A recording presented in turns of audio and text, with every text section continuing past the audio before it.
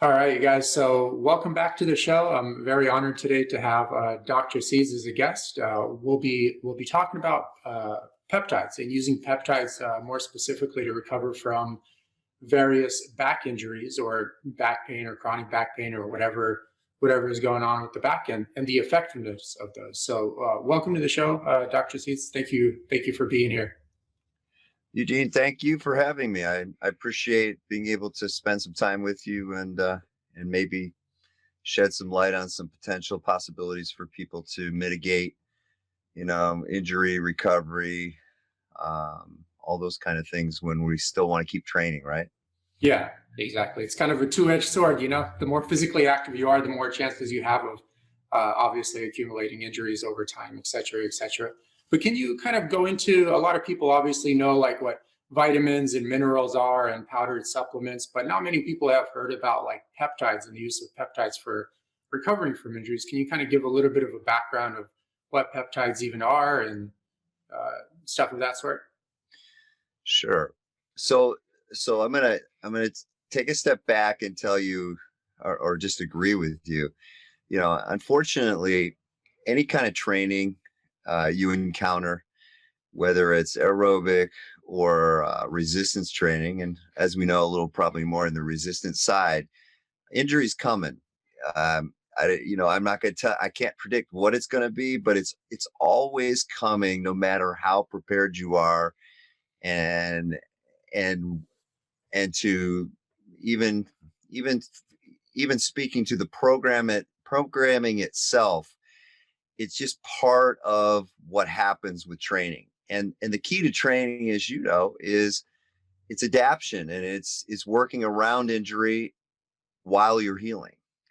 And so peptides, I believe, play a tremendous role in assisting the athlete or the weekend warrior or the whatever you are. It doesn't matter. It has a place in your toolbox to assist you in improving recovery. And that's what I think it always comes down to recovery.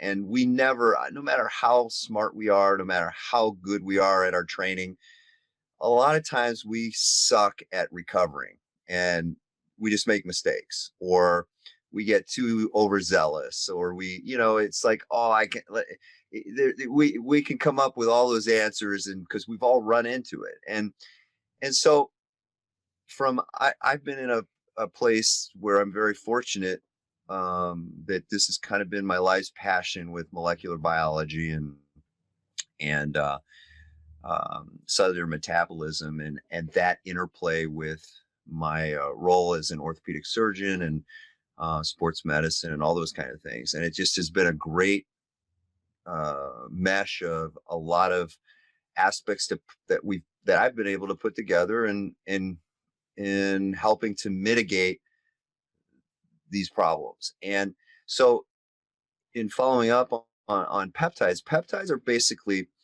the best way to describe them is we naturally make over 7,000 peptides in our body. And these are endogenous. When we say endogenous, they're in our body. These are signaling agents, hormones, enzymes, neurotransmitters, ligands like cell receptors. They part of cell membranes. They play different roles in cell signaling. And they're basically amino acids that are connected by what's called a peptide bond. And if they're in a straight chain or a helical chain, or a cylindrical chain, that defines their potency and their ability to hang around longer. But basically, and then they have an amine on one group and they have a carboxyl group on the other. And then things can be done to change the structure a little bit to make them stronger and to make them more viable in the body to do their job. And the important thing about these peptides is that they're basically signaling agents. So they're natural to the body. The body doesn't see them as a foreign player. They see them as something they're familiar with that isn't there to change it's not there to change basically genetic transcription or to alter, to create toxicity in a cell or to do all the things we don't want to happen. It's there to actually give the cell a message that it recognizes and it's familiar with in improving cell efficiency, cell metabolic flexibility, and function.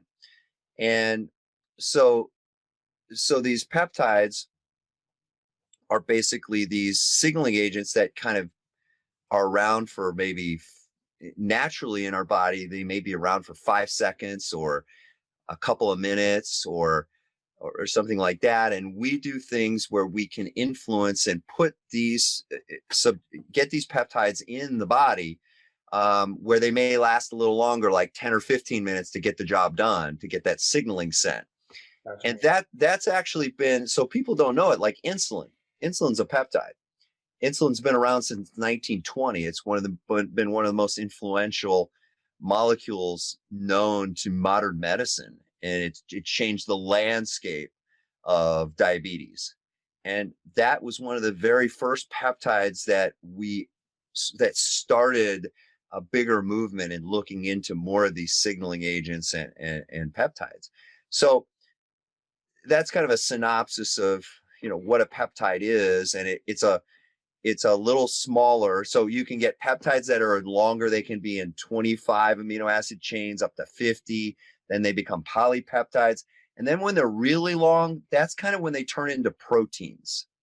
So proteins are longer amino acid chains, like above a couple hundred or 100. It's the definitions can vary a little bit, but that's kind of gives you an idea of what they do and or what they're how they work in as far as amino acids and the different type of signaling agents that can be made based on structure. So if we know these peptides that are natural to certain cell metabolism and efficiency and activities in the body, and we can mimic these pathways in particular, talking about cell repair, we can do some things to help mitigate problems where, a lot of things can add up when people aren't healing properly or when they've overdone it, they've overtrained, and that makes it even harder to repair. So these kind of set the balance back maybe in a way for people to better understand in letting the body do its natural job of repair and restoration of function of the cell, of the bigger muscle group, of the tendon, of the ligament, all those things that we're trying to improve. We're doing something that is not foreign. And I think that is the key to people understanding the significance of peptides in their ability to do something that's natural, that is not foreign, and that is already programmed into your DNA to understand the messaging and work. It's do the things that for millions of years it's been trained to do. And so I think that hopefully that's a nice little synopsis of what you were asking. Gotcha. Okay. Well, I know there are a lot of peptides on the market, and each one kind of does something different. Can you kind of go into ones that are specifically used to heal from like actual like physical sports injuries, let's say with the back? I know there's a lot going on in the back. You got like ligaments, tendons, joints, muscles, etc. Is there like a different peptide that's better for like ligaments versus muscle, or is it kind of like in that area roughly all the same? Yeah. So this gets into I'm going to answer that question in two ways. One is I'm going to tell you is that there's a tremendous wealth of information out there that can really help people like myself who do this and help repair and restoration of injuries of athletes and just like I said, weeping warriors or injuries where people are caught off guard, so forth, where there are a lot of things we do to work to improve cell efficiency and the cell's ability to help itself repair. Now, there's a lot of ways that we work in going down that road, which we're going to just kind of subvert, or we're going to just pass over, and a lot of those things have to do with things that you're in tune with every day. It's diet and exercise and all the things you can do to really, those are the big players in improving cellular health.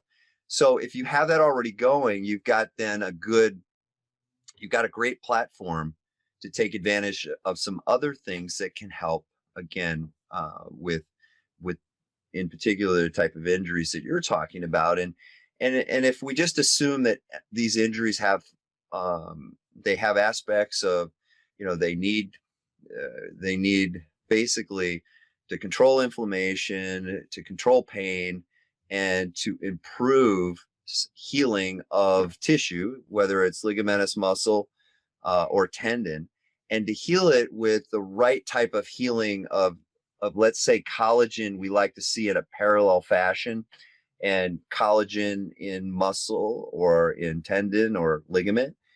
We don't want it to heal in kind of a crumpled fashion. We want it to heal more anatomically, with less fibrous tissue, with less scarring, because the more scar tissue you have in healing, then those are where the problems with chronic repeat injuries and even continued pain can be a problem. And so what's really of the, I think of the top category of understanding why these peptides are so valuable is because they let the body heal appropriately with the least amount of scarring and the least amount of fibrosis, and the appropriate, to the best of the body's ability, the appropriate healing, like I said, of collagen fibers and in the cell of the microtubular array of how messaging is sent around a cell and how it's done efficiently. So if all of that is working well, then you've really got an amazing platform to recover and rebuild and keep training.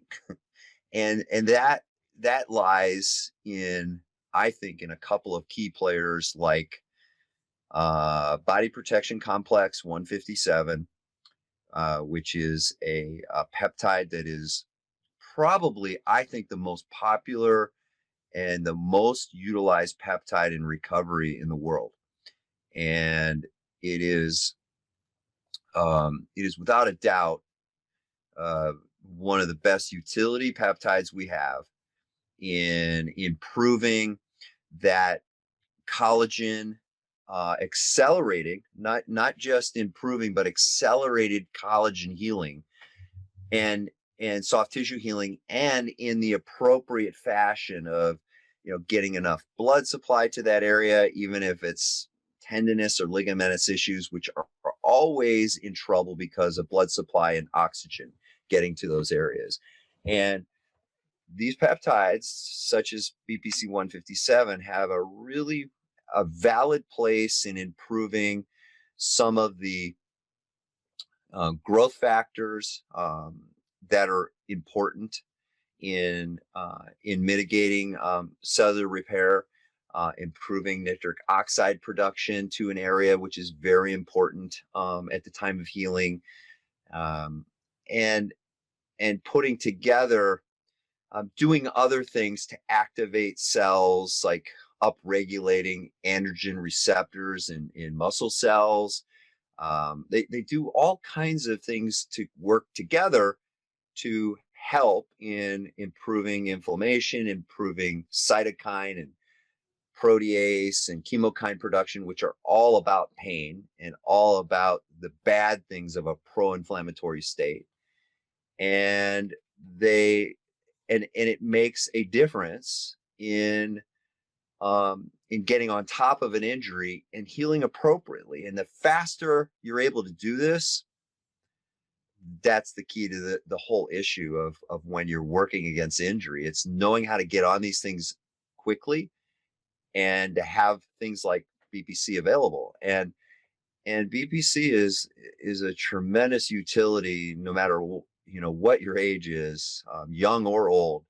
And it plays a significant role, I think, in working with other aspects of recovery in working on things like that. Now, when you get into issues like lower lumbar issues, back pain, or end plate issues, or degenerative disc disease, or things that you end up that's more of a chronic and progressive type of thing, or it's been there and then you've done something in your training to kind of, you've been at a tipping point where you've kept it under control, and then you kind of pushed it over the limits, and that happens.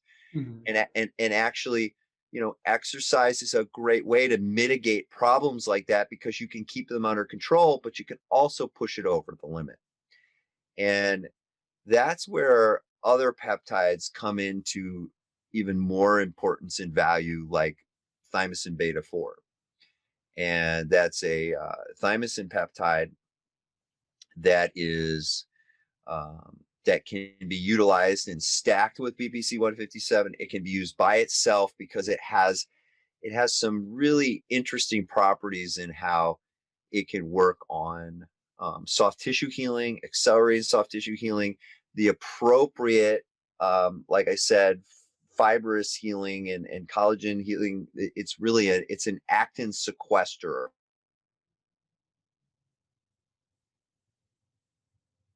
actin polymerization in a cell, and that's just motility of cells moving around and getting to where they're supposed to go to make changes in the healing process, and to make sure it happens in the phases it is supposed to, but in the right manner, without scarring, without decreased scar tissue again, or fibrosis is the word that I think people might be more familiar with. Um, so that is something, and besides that, it has some really, it has other properties that work against things that we call cellular senescence, that are cellular senescent cells become more of a problem around with people with back issues. Also, it works on the nerve itself. So a lot of back issues tend to be a combination of just not a musculoskeletal, but also neurogenic pain. So you've got something that's working on both sides of the equation there, on helping in healing and fibrosis, or working on tissue remodeling if it's something that's chronic, and also working on the nerve, as far as the neurogenic issues of nerve pain, which can be very significant. So you've got a lot of ways to kind of go at this, and be very successful in controlling and making the injury work for you, to where you can keep training and doing things to take advantage of your training. You have, as you know, you got to slow down, and you got to find other ways around some of the exercises, but you can't stop, right? Mhm. Stopping is probably not the smartest thing to do, if you can still keep some other aspects of, a light aerobic program to go on top of that, and other things. So those are two peptides that work really well. I'll tell you also, Well, really you quick, know, Dr. Seeds, not to interrupt you too yeah, much. Have you ever seen anything promising of these peptides actually, like, uh, for instance, healing like a disc bulge completely? You can accredit it like to the peptide versus the therapy maybe the person is doing simultaneously with taking the peptides. There's only, with human health, unfortunately, there's usually like so many variables that have to go into healing and then staying healthy. And it's tough to tell, like how much is this doing? How much is that doing? You know what I mean? Et cetera, et cetera. Just your opinion on that. yeah. Well, it gets so when you start talking about like discs and herniated discs, that gets into the issue of understanding the pathophysiology of why a disc goes bad. And it has to do with what's called the nucleus pulposus, which is the center of the disc, and then the annulus, which surrounds the center. And what happens with cellular health is that nucleus pulposus, the metabolism changes to where these things called histone deacetylase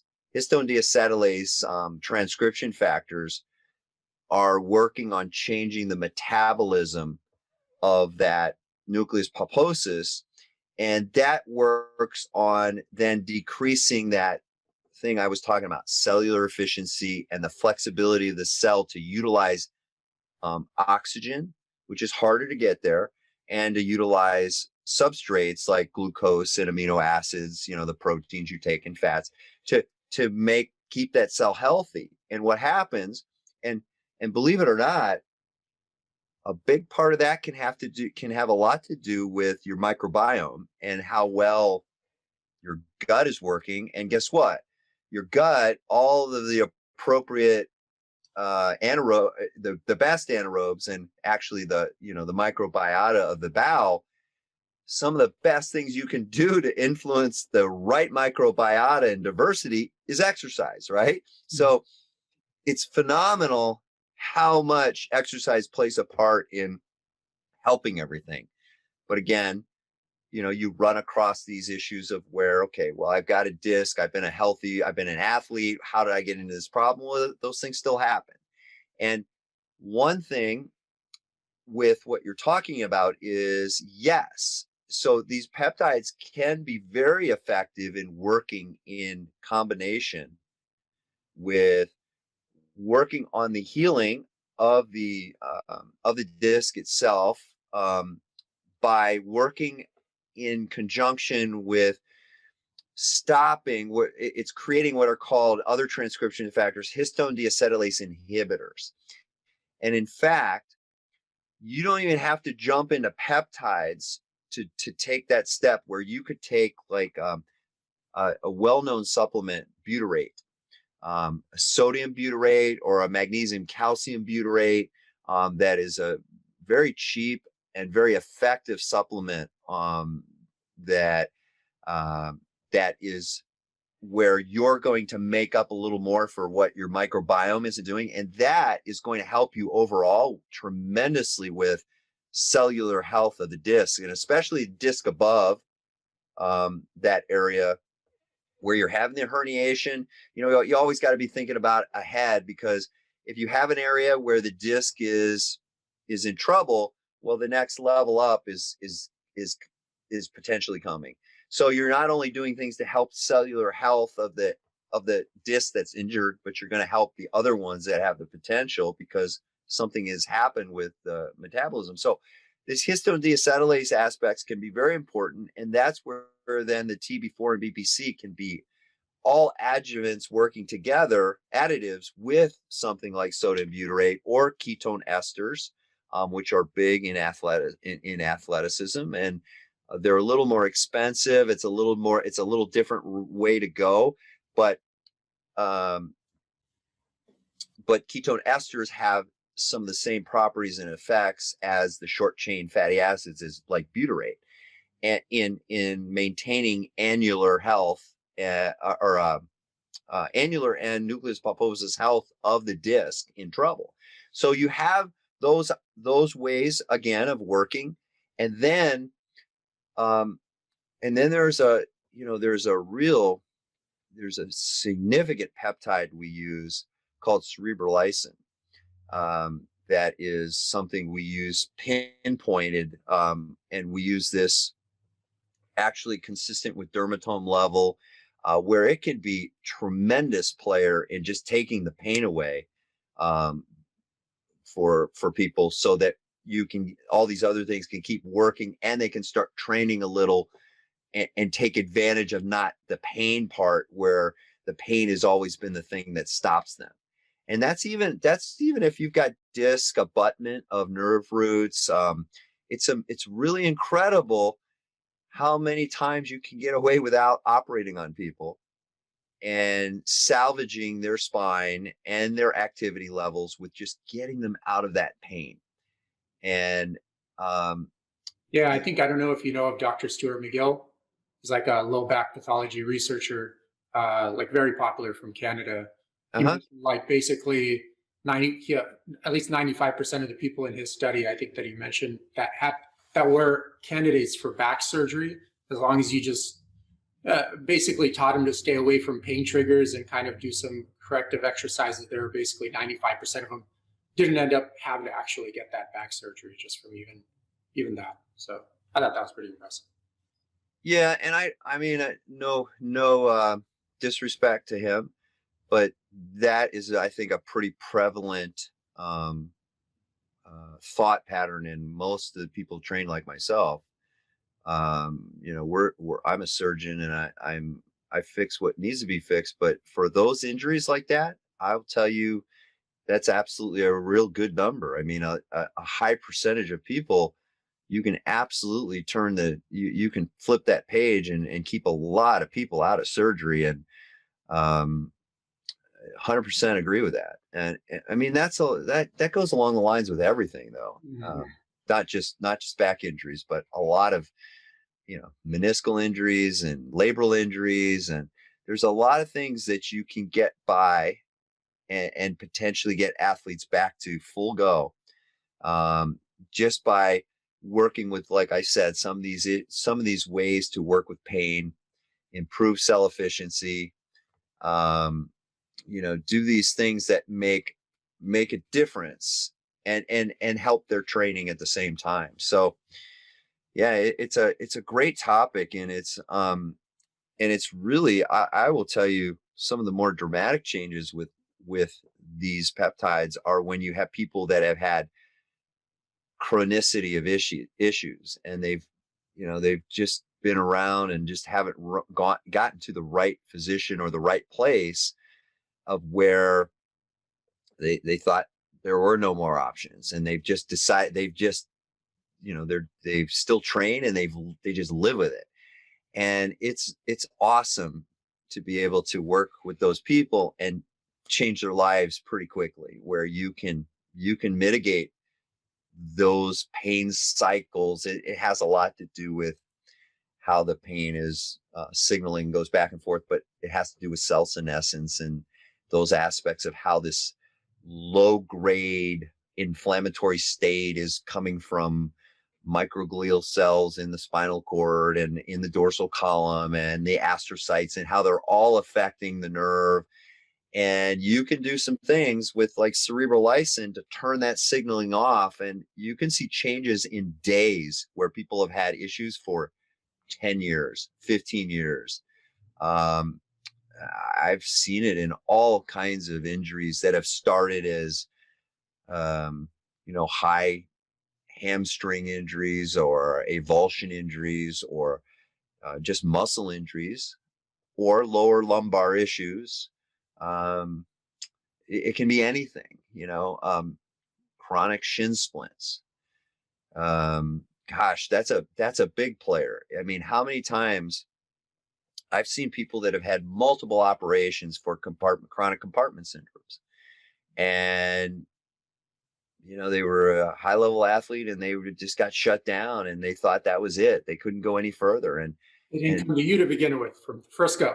Then they would have just had one surgery. I was just making a joke. I'm like, well, they didn't come to you in the beginning, then they would have just had one surgery. Done deal. I probably wouldn't have operated on them. Or maybe not even Yeah, that. I would have. It's easy for us to. I mean, numbers are one thing, and having the ability and utility to use some of these uh, cell signaling agents it's a game changer in how you can approach injury and help people. And so that's where you're going to see. I think you're going to continue to see these changes. um, People like yourself are getting more educated and smarter in understanding what's out there, and it's truly people like yourself that are changing the landscape of influencing people and letting people know that there's more out there for them, and combining that with what your expertise is in training. And I see that landscape just exploding right now, because um we certainly I have a tremendous following from the doctor side, the physician and healthcare side. But oh my gosh, I've been so impressed with the physical culture, if you call it that, or whatever you want to call the certified trainers and therapists and in your field. just exploding, and you guys are pretty damn smart. I've been really, really humbled actually, by the questions and the thought process of the way you think and how you're trying to help your clients and your people. And I think it's awesome, because that's how this stuff keeps changing. It's a camaraderie, right? It's like, hey, let's put all our heads together and let's get this working for everyone. Thank you. Warming my heart with those nice words. I appreciate it. Hi, everyone. Thanks for tuning into the podcast. I'm curious, have you ever been confused by the labels in the grocery store? In Yevgeny's book, he demystifies the difference between caged, cage-free, free-range, and pasture-raised meats. He also covers how to avoid GMOs, source high-quality water, fish, supplements, and other related topics. It's a beautifully illustrated, non-technical read that comes with a comprehensive video series and other extended learning materials. Jump on Amazon and check out the book titled Anti-Factory Farm Shopping Guide by Evgeny Trufkin. Now let's dive back into the podcast. Well, how do you go about, are peptides something you'd recommend just using kind of like indefinitely, or do you just use it during like an interval of an injury, or? Yeah, so typically Not to interrupt, you got like oral, injection, nasal as well. Which one? Right. Which one? Yeah. Well, it's all patient dependent and injury dependent. And usually my goal is from the injury side is to get people better in, let's just say a typical injury may take anywhere from, if it's a real ligamentous injury or a tendon injury, may take 6 to 8 weeks to typically heal, to where they can get up back to a higher level of function, whether it's resistance training or whatever. Well, a lot of times you can accelerate that, and you can improve these things within 2 to 3 weeks. But you typically, I will keep them on the program for probably about anywhere up to 6 to 8 weeks. And, my interest isn't always in accelerating. It's just, all I'm trying to do is prevent injury again. And I want them to understand that even though they feel better and they're ready to do more, I'm doing you a lot more good as you would be thinking also in, okay, well, how am I going to stop this person from getting into trouble again? And the best way is to keep taking it slow, but take advantage of what you can do with these, and get stronger, and maybe find out where things went wrong and why you got in that state. But so I hope I answered that question with that. And so it can be it's never really, it can go just a couple of weeks for really minor inflammatory things. But usually it ends up being around a 4 to 6 week time frame. And then I can go up even to 3 months, depending on if it's real involved and significant. And then there's all kinds of other issues of where we may be working with like older athletes who are unfortunately more compromised by just age and the things that happen with age of, decreased endogenous growth hormone release and decreased NAD production and decreased mitochondrial efficiency and decreased SIRT activation, and immune regulation is not as good. So when you're working with older athletes, you got to think bigger, and you got to kind of start hammering down things that may be long-term treatment plans for them if they want to stay at a high level activity. Like I walk the talk. I'm almost 60 years old, and I still heavy resistance, HIT. I'm on the go, and I demand a lot out of myself, but I know how to make it work. And I'm 60, and I'm stronger than I was when I was 20, stronger than I was 30, 40, 50, and I'm still strength training pretty good. So that's possible. All of that is possible for, to make, as making muscle is, you can make muscle in anybody. It's just, you got to set the environment correctly. So, so with that said, then the type of peptides can all just depend. Yeah, they can be intranasal, they can be oral, and they can be injectable.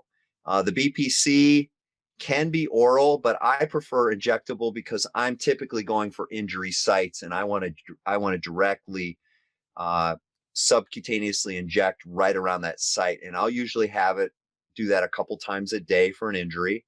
And just like TB-4, thymosin beta-4, I'll kind of have them use them at the same time in the same site of an area. It just makes it easier. They don't combine them in the same syringe, but they'll do injections like that.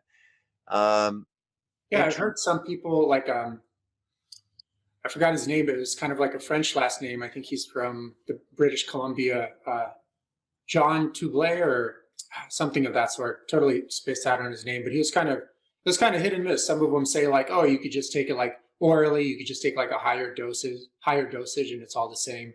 And they say also like injection is kind of like a little bit tricky because to be precise, you basically need like an ultrasound machine, I presume, or something like that to really get at the injury site. Or maybe I'm just wrong. You can let me know. Yeah, no, hey, look, I love all those guys, but that's bullshit. You can, the best, your best number one best shot is going right at the area, and usually these are sub-Q injections. Okay, remember these are signaling agents. They're going to get to where they need to go. You don't have to be right on top of in the tendon. You don't have to be directly in the muscle. You just have to be close. And so that's why it's very simple for most people.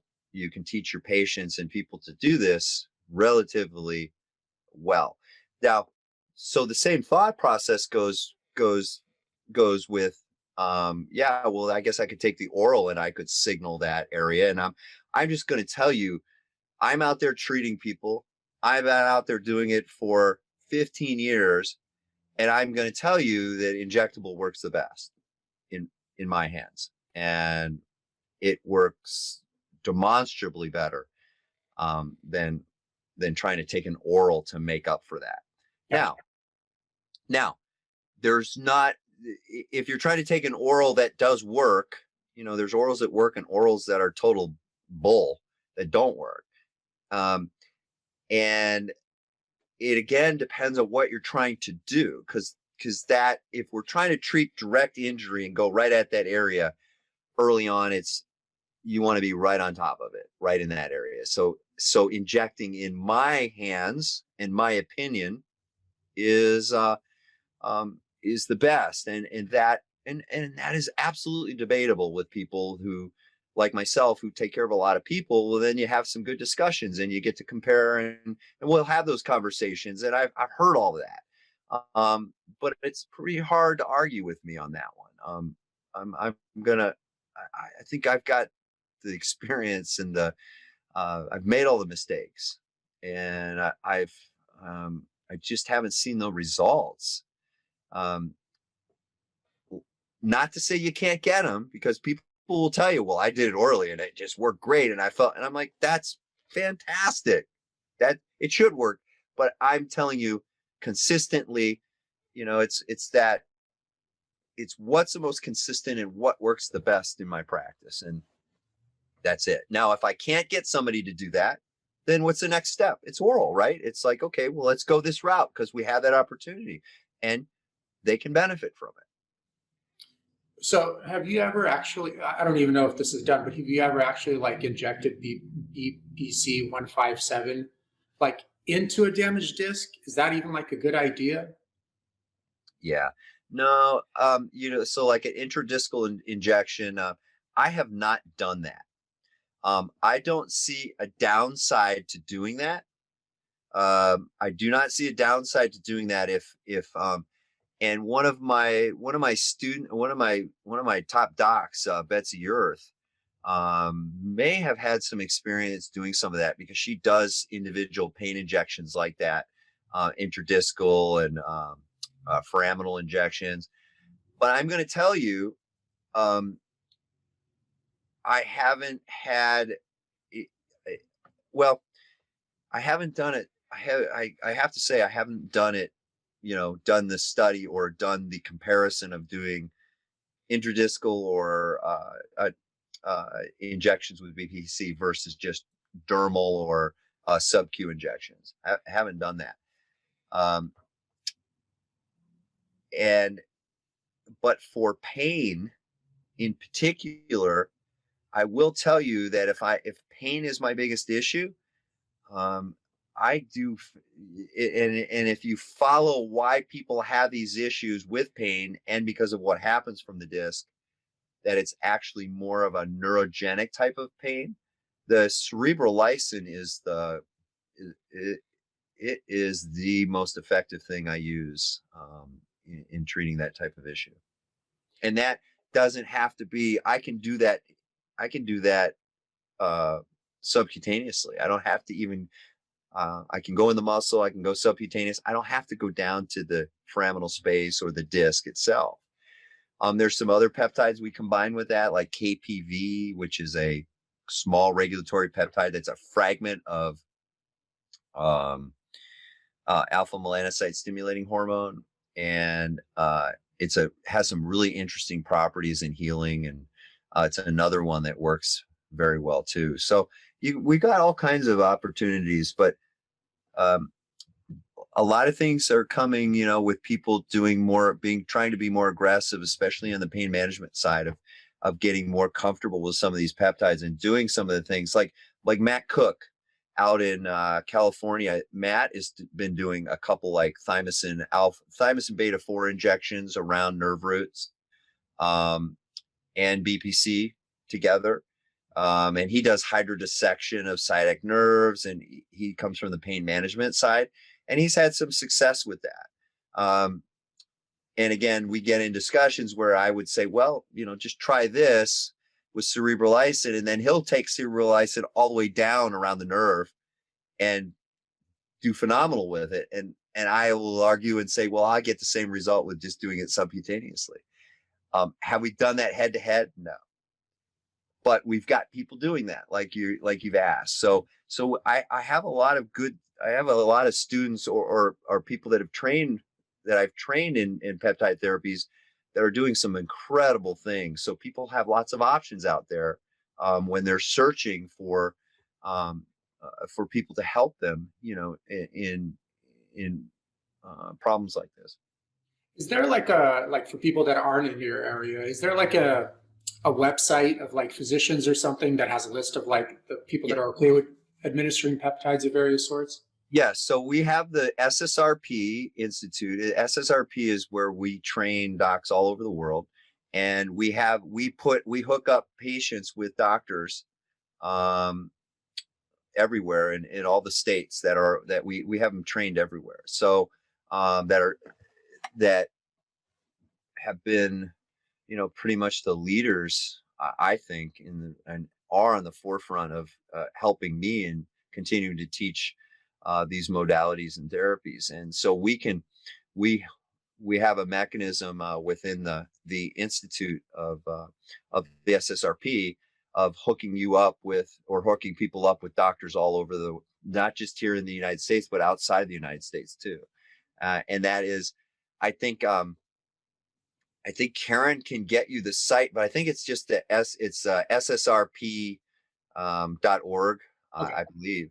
I'll find out from your assistant and list it in the description for anyone that's interested. So yeah, isn't that ridiculous? I should know my own site, or how do you get to it? Got a lot going on. It's like that's embarrassing, isn't it? But hey, I don't know. I think it's ssrp.org. Well, I'll find out. I'll find out from the assistant. Well, I'm kind of confused about like the legality of peptides. Can you kind of describe like what's going on in the US and in terms of like using peptides? I noticed like I messaged like one website like 3 weeks ago, and they're like, oh, we no longer like make those, but we sell like one with like basically the same exact name, but we're not supposed to sell it or something like that. It just seems kind of like tricky, Well, it's not really. So as far as physicians prescribing peptides for their patients, there's no issue there. And we have multiple pharmacies that work within our institute that are compounding pharmacies around the country that have are trusted sources of SSRP that are that have no issues getting. We pretty much have no issues with getting peptides anywhere around the U.S. Oh, California is one of the ones that, though, is a little harder with some, with getting all the peptides. It just depends. And yeah, but those are issues with the pharmacies and issues with what they are perceiving as problems. That unfortunately there have been some bad actors out there that have um, unfortunately gotten in trouble, with not going through the right policies and procedures that are required by the FDA to do some of these things in having peptides available for their physicians, and they've had to pay the price for that, and that's unfortunate, and it does stain the industry to some degree, but you get that in every field. I mean, you get that everywhere, and it's just about setting the record straight and working with physicians that work with high level um, uh, compounding pharmacies. compounding pharmacies that have the accreditation to do all these things.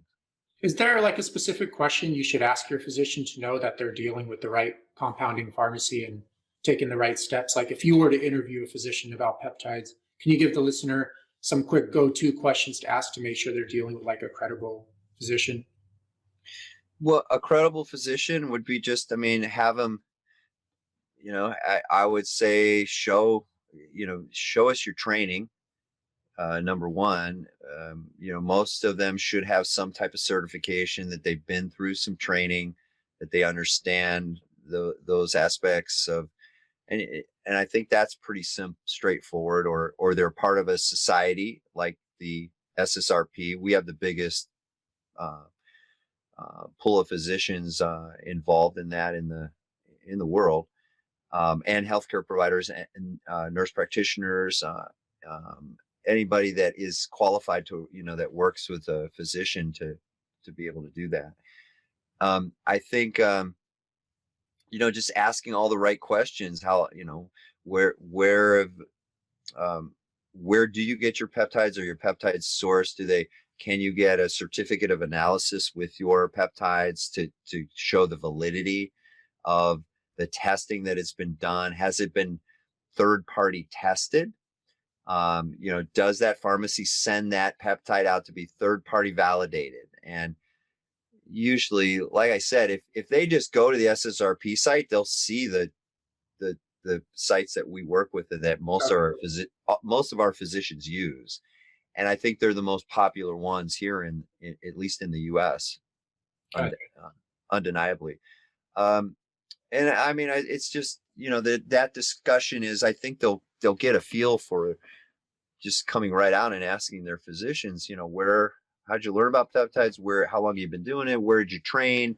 Where did you get your training with your peptides? And I've pretty much started the training through the American, through something called A4M, which is a society where we started early type of certifications.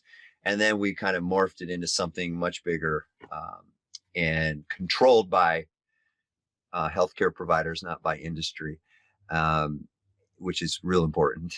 And that's where we do all the certifications now for physicians and healthcare providers. Gotcha. Do you know if anyone has started doing any I guess, studies on humans and peptides that have any like clinical significance? Oh, absolutely. Just the thymosin alpha-1 and thymosin beta-4 I've discussed. There's huge breakthroughs in multiple sclerosis right now that we're seeing tremendous data that is coming about now to validate so many of these. If we just talk about COVID, COVID is the number one concern in health right now in the world, and we have some great research that's come out about thymosin alpha-1 and thymosin beta-4 and vasoactive intestinal peptide. These are just a few that we are utilizing in treatment of COVID, and they're significant players in prophylaxis for COVID and treating patients when they're if they've been infected, and working alongside of vaccinations and working of making the immune function of vaccinations better. So there's over probably 500 active clinical studies going on that are right now in oncology, metabolic medicine, cardiology, diabetes, cancer. I mean, you name it. It seems to be the hottest topic in every silo of medicine right now. There are probably over 60 studies in phase 3 trials right now of different peptides that are being evaluated. And we just did a joint venture with the American Lymphoma Leukemia Society, where yeah, where we introduced, we spent a whole day in giving a symposium and just talking about the new interventions of peptides in lymphoma and leukemia, and where the forefront of research is in the peptide world of and specifically these hematological cancers. It was tremendous. It was a tremendous day. We actually did it as a fundraiser, and we raised over $50,000 for the American Lymphoma Leukemia Society, just with our SSRP group doing that. My fellows led the day and just talked about multiple peptides. It's a great place to go for people to get an idea. I know it's on YouTube somewhere, but I mean, those are the things we do in working with other groups and bringing about that, what you said, are there clinical studies? Oh my gosh, yeah. There are, and bringing in that validity of showing people, yeah, this is there's a tremendous amount of information people need to be aware of, that this is changing the landscape of medicine.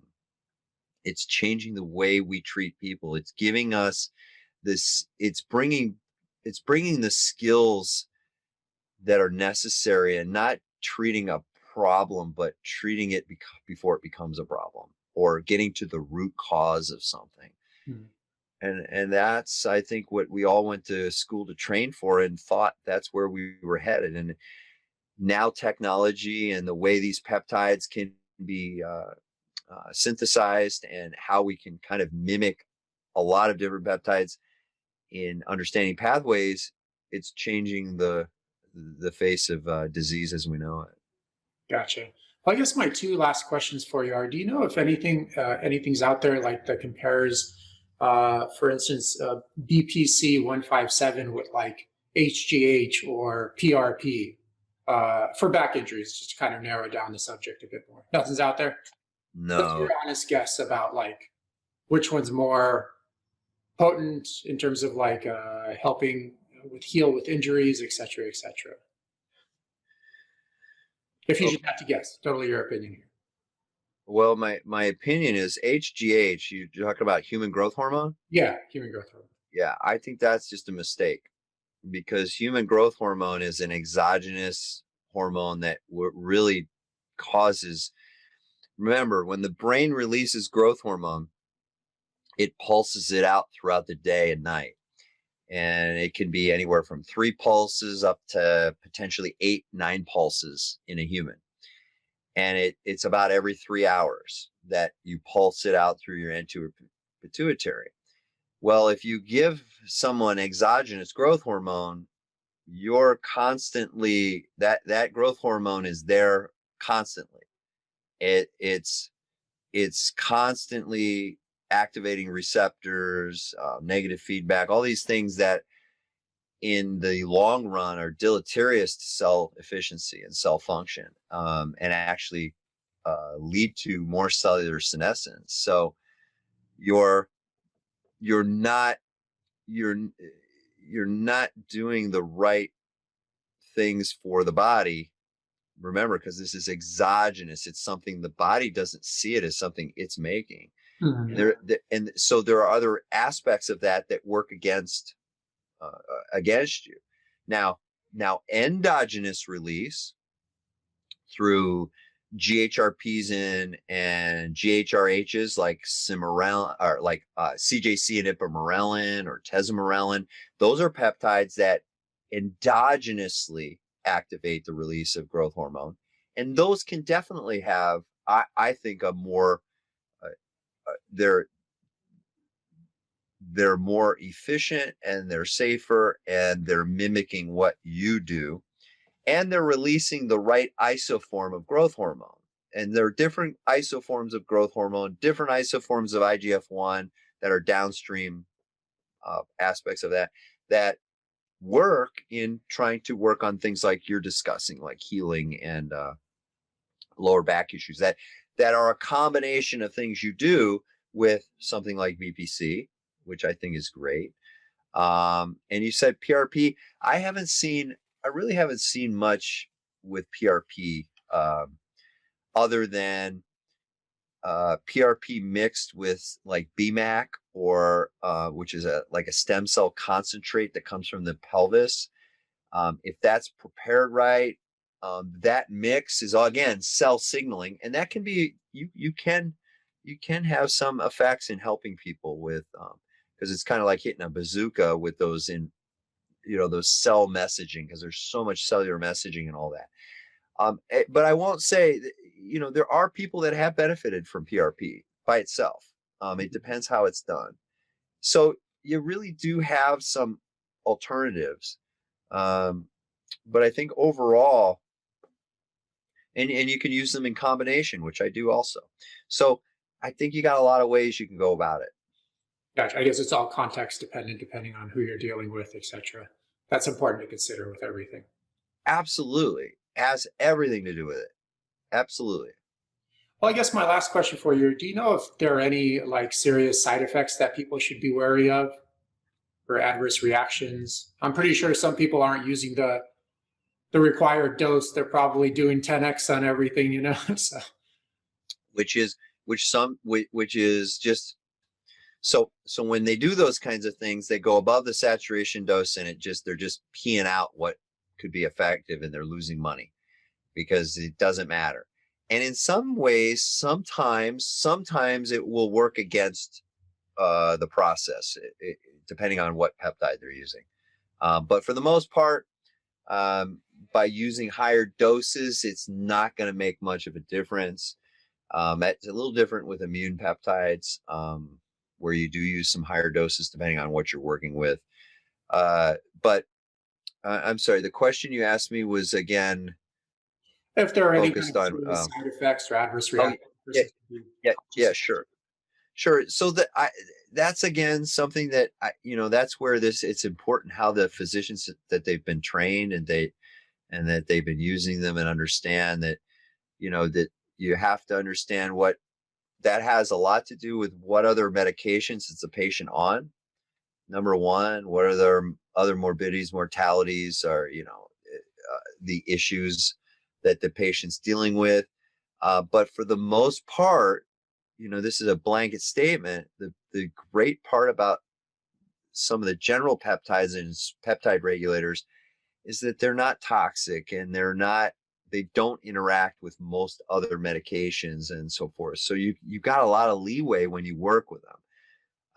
But you do have to be careful, because there are some, like if you're working with GLP-1 receptor agonists, which are important in controlling glucose and glucose metabolism. Those can be issues of when you're working in that area of you got to be concerned, because they can slow the bowels down, and there's all kinds of things that can happen to give people nausea and things like that. So depending on the peptide, um, it can make a difference. But in some of the basics, like the BPC and the TB-4 that we've talked about, those really, for the most part, have very minimal, if any, side effects. And if they do, if the immune one, like thymosin beta 4 does, it typically is telling you that there's more going on with the patient, and you got to kind of back up and work in other ways to kind of mitigate that problem. It's telling you that the potential of there's some other issues with inflammatory issues that you're not aware of. But for the most part, you're in a pretty good position with those. Gotcha. Okay, well, I thank you for being a guest on the podcast. Greatly appreciate it. I know you're busy. Do you have like any closing statements for the audience, or maybe another book you're writing, or some other programs you're offering? Well, this has been a tremendous year for growth for us, and this year is even bigger. And I have 3 more books right now I'm working on simultaneously. And it's just the next iterations of just kind of building the premise of more knowledge in peptides and cell signaling and aspects like that. And all I can really say is I think it's been a tough year for everyone with this COVID crisis, and with understanding. I think that maybe I'm hoping that there is a silver lining around this issue, this terrible problem we've had with this pandemic, and that is that people really working harder on trying to take care of themselves and working with people like yourself are going to be way ahead of the game in the future when it comes to, this isn't going to be this isn't the last time we're going to see problems like this. And I think this is an excellent wake-up call for the world to just understand that you have the ability to take health into your hands and to make something out of it where you can actually do well in fighting against, for the most part, the healthier you are, the better you are prepared to deal with these immune problems. And I think this is absolutely raised that level of people wanting to understand what they can do for themselves. But, as you and I know, the hardest thing to do is what? It's to just do it. It's just to go out and do it continuously, right? Yeah. You can have all the best intentions. And I guess that's where you and I come into play. It's like keeping our people motivated and showing them that, that we walk the talk. We're doing it with you. And there's a lot of benefits to doing this in just preserving your brain, preserving your body, right? Body muscle is what? Metabolic currency. It's everything to sustaining life, in my opinion. Yeah. And that's the best we can ask. And it's never too late. It's never too late. As you know, it's never too late to take anybody. I don't care where they are in their life. There's always room to be made an improvement. And that's the beauty of, having people like yourself that are up for that kind of challenge to get anybody to that place. And I think that's fantastic. And my hat's off to all of you guys and the stuff that you do to really, kind of sift through all this information out there and what everybody's doing and trying to help your people just get healthier. And so that's why I have no issues in trying to help, be available for people like yourself, because I know you're just doing great things for your people. Thank you. Honestly, one of the challenges these days is like information overload, especially online, and figuring out actual like credible sources to listen to instead of just some, I guess, like charlatan, for lack of a better word, trying to sell some bogus products, So I appreciate what you're doing and stuff of that sort. Yeah, and I think that's a great message you're sending. You have the difficulty too. You're trying to mitigate through data and information, and it really comes down to, you just got to keep searching, and you've got to, people got to be able to validate what they're saying. And I'm going to say it as I always do. 98% of that supplement stuff out there is just bullshit. Yeah. It comes down to training and diet, and those are the pillars. Those are the pillars, right? Yeah, I guess it's always the human condition to try to find like a silver bullet for everything, but it's always just master the basics and you'll be ahead of 99% of people. Like genuinely master it, not like I know how to have a coffee shop talk about it. I actually know how to apply it in the real world kind of mastery, Like you mentioned, on a consistent basis. The human body obviously, unfortunately, depreciates so quickly without constant use. So it's like you have to be able to realistically have systems in place to be able to consistently implement it, at least most of the year, to really see the benefits. You're absolutely right. You're absolutely right. And that's just huge, having that knowledge, and that's what's great. You spread that with your clients. You reinforce that, and that's what they're looking for. They need your knowledge to help them take those next steps and to stay consistent, and that's what makes it fun, right? Well, thank you again. I know it's getting late where you are. I appreciate once again meeting you. I love the cover of your book. I don't know who the artists are, but they did a really good job. And thank you again. I appreciate it. Eugene, thank you. Keep in touch. All right. Thank you. Have a good night. All right. All right. You bet.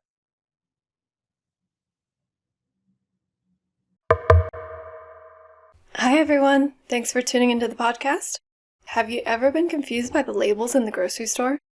In Yevgeny's book, he demystifies the difference between caged, cage-free, free-range, and pasture-raised meats. He also covers how to avoid GMOs, source high-quality water, fish, supplements, and other related topics. It's a beautifully illustrated, non-technical read that comes with a comprehensive video series and other extended learning materials. Jump on Amazon and check out the book titled Anti-Factory Farm Shopping Guide by Evgeny Trufkin.